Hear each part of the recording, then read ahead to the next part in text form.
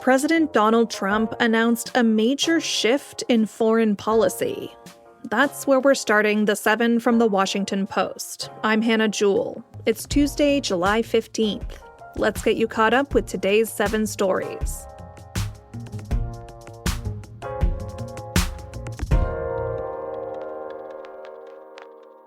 After months of mixed signals, President Trump is resuming military support for Ukraine in its war with Russia.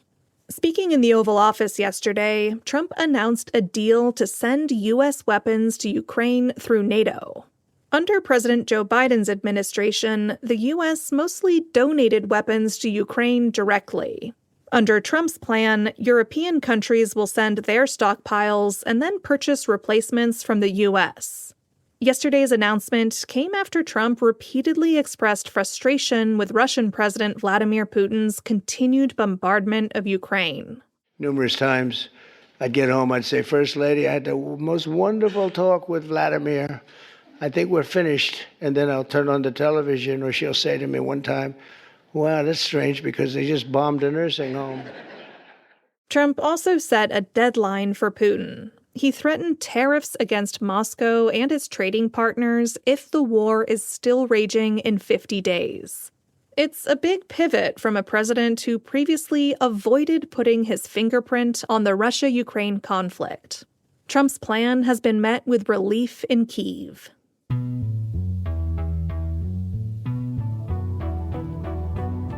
Number 2 is a Post exclusive.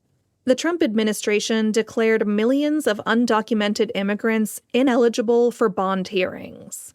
In the past, immigrants living in the U.S. generally have been allowed to request a bond hearing while they fight deportation proceedings in court. But according to an ICE memo seen by the Post, that's about to change. And it's a significant shift. Last week, the acting director of ICE told officers that immigrants who arrived in the U.S. illegally should be detained for the duration of their removal proceedings. Such proceedings can take months or even years. Lawyers say the policy will apply to millions of immigrants who crossed the U.S.-Mexico border over the past few decades. The policy is expected to face legal challenges.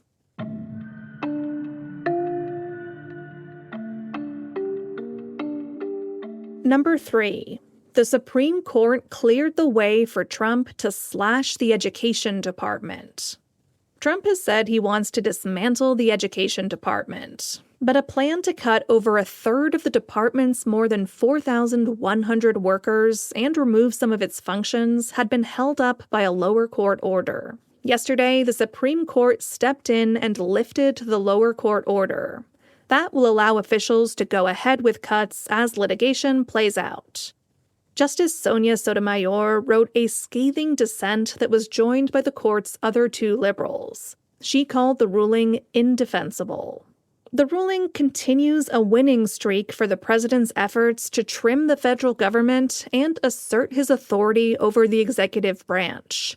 The Supreme Court has also signed off on Trump's plans to fire thousands of other federal workers and to remove the heads of independent agencies.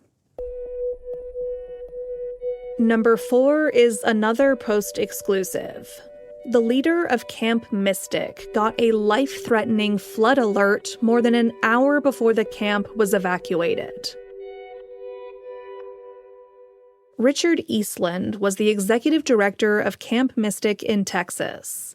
27 counselors and campers died in floods at the camp this month. Eastland's family told the Post through a spokesman that he had received a severe flood warning on his phone at 1:14 a.m. on the night of the floods. He quickly got family members who live and work at the camp to assess the situation. But it wasn't until 2:30 a.m. that he decided to begin evacuating campers. By then, the rain was falling hard and fast. The alert Eastland received came from the National Weather Service and did not include an evacuation order. The service doesn't have the authority to issue such orders. This is the first indication that camp leaders did have a warning before the devastating flood. Eastland died while trying to rescue some of the youngest campers.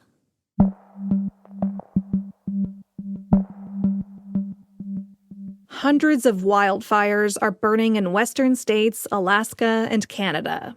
That's our fifth story. Fire season has revved up in multiple states thanks to a sprawling heat wave and widespread dry conditions.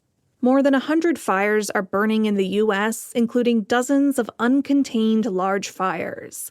At least 14 major fires started over the weekend. Meanwhile, across the border, Canadian fire season continues to climb the list of the worst on record.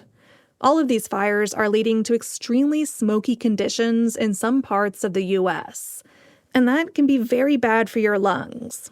In our newsletter today, we have 5 tips from a lung disease specialist on how to protect yourself from the harmful effects of wildfire smoke. Find a link to that in our show notes.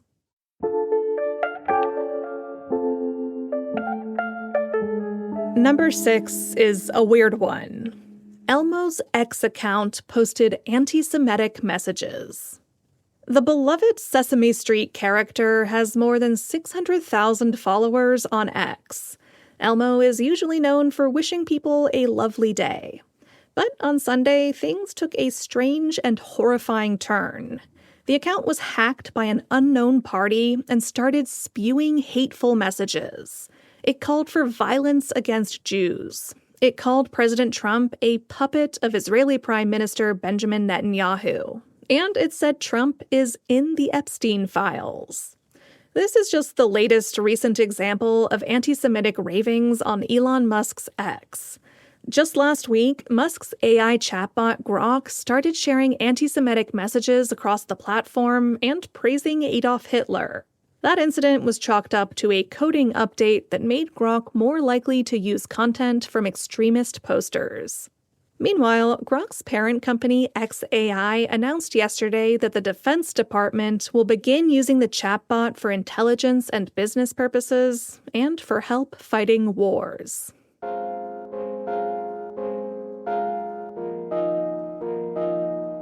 And at number 7, scientists released stunning images taken near the sun.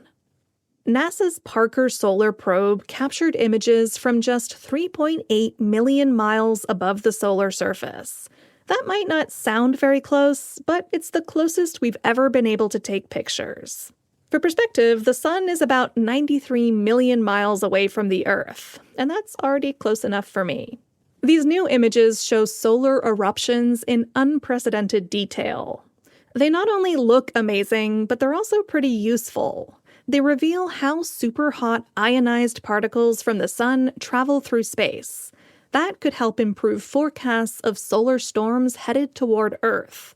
That's good to know because solar outbursts sometimes disrupt the technology of Earthlings. These images are well worth a look today. You can find a link to see them in our newsletter. All right, you're all caught up. But speaking of that newsletter, it's a very exciting day for the 7. This morning, we sent the 1000th edition of the 7 Morning Briefing. That's a lot of newsletters, and everyone has been a treasure. If you missed it, it's not too late to get the 1001st newsletter delivered straight to your inbox tomorrow. Find a link to sign up in our show notes. Or if you can't find the show notes, just Google the 7 newsletter. It's totally free, and it will help you catch up on the news quickly and relatively painlessly. I'm Hannah Jewell. I'll meet you back here tomorrow.